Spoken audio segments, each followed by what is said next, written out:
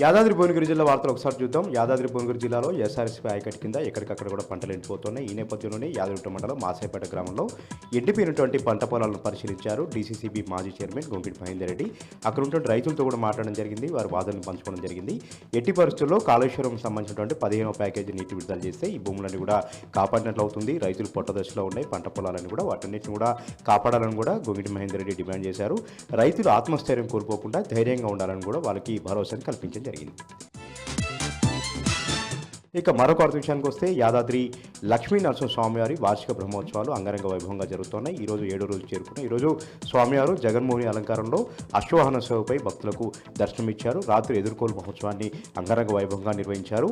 రేపు అతి ముఖ్యమైనటువంటి స్వామివారి తిరుకల్యాణ మహోత్సవాన్ని నిర్వహించేందుకు కూడా గుట్టపైన భారీగా ఏర్పాటు చేస్తూ ఉన్నారు.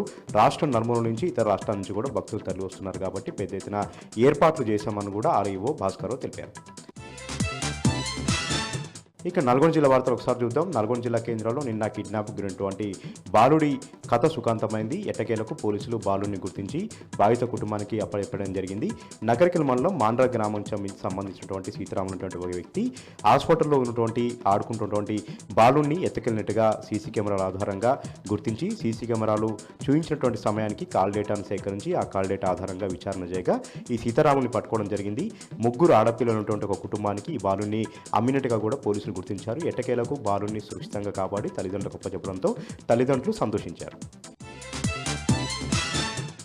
ఇక సూర్యాపేట జిల్లా వార్త ఒకసారి చూద్దాం.